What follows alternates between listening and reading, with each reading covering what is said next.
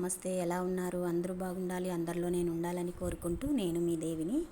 ఈరోజు టమాటా ఊరగాయ చేసుకుందాం అనుకుంటున్నానండి. ఒక అరకిలో టమాటాతో.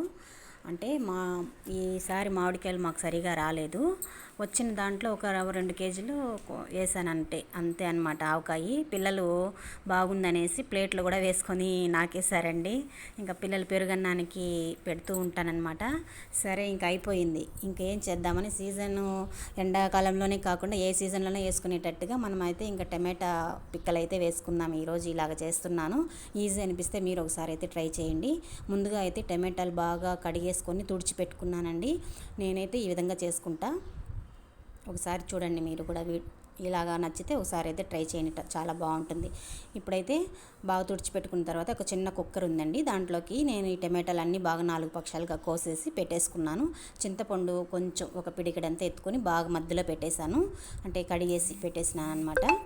అంటే చింతపండు తెల్లది లేదులేండి, కొంచెం కలర్ వచ్చింది, పర్వాలేదు, అయినా ఏమైంది, ఊరగాయకి బాగానే ఉంటుందని పెట్టాను. తర్వాత ఉప్పు కొంచెం వేసేసి పసుపు కొంచెం వేసేసి నీళ్ళు అయితే పోయకూడదండి. విజిల్ అయితే మనం బాగా పెట్టేసామనుకోండి, బాగా సెట్ చేసేసి 3 విజిల్ అయితే పెట్టేసుకోవాలి. బాగా అదే నీళ్ళు కూడా వచ్చేస్తుంది అనమాట. నీట్గా నీళ్ళు దాంట్లోకి ఆవిరికి వచ్చేస్తుంది. మెత్తగా కూడా అయిపోతుంది.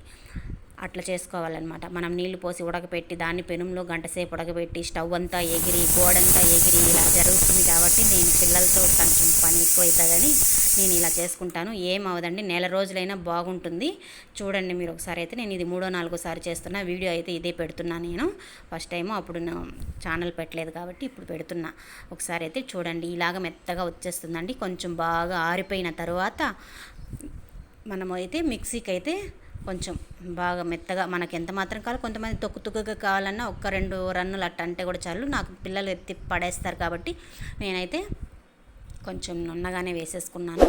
ఆ విధంగా నున్నగా వేసుకున్న తర్వాత అన్నీ ఒక దాంట్లోకి పెట్టుకున్న తర్వాత చిన్న బాండెల్లో కొద్దిగా ఒక 4 స్పూన్ల ఆవాలు దూరగా అట్లా వేయించుకోవాలి. చాలాసేపు వేయించకూడదు, దూరగా.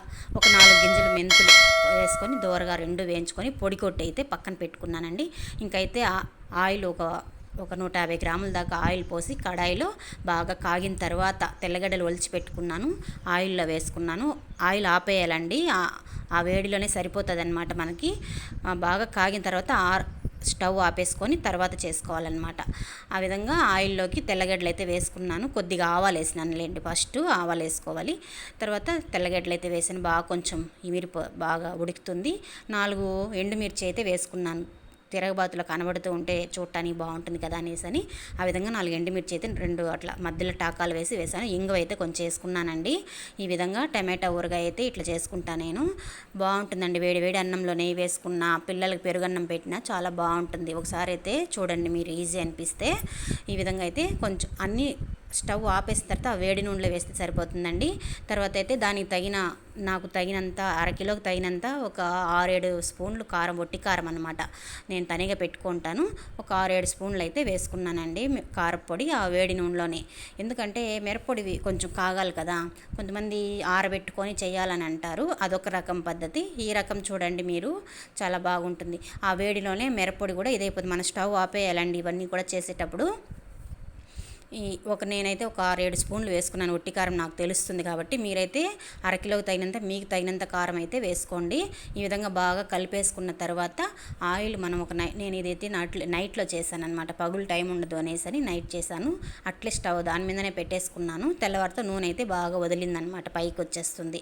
ఇంకా ఆ విధంగా అయితే మనము బాగా కలుపుకున్న తర్వాత ఆవు పొడి కొట్టి పెట్టుకున్నాం కదా, అది కూడా దాంట్లోకి వేసుకొని కలుపుకోవాలి. తగినంత ఉప్పు, మనము ఫస్ట్ వేసిన ఉప్పు సరిపోదండి, తర్వాత అయినా కూడా మనం తగినంత ఉప్పు అయితే కొంచెం వేసుకోవాలా.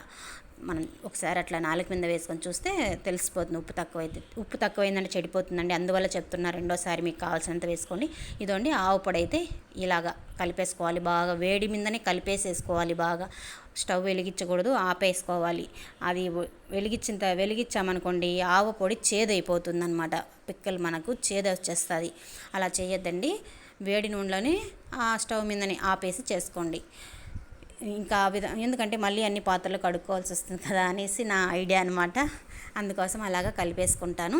కలిపేసుకున్న తర్వాత అలాగే మూత పెట్టేస్తాను.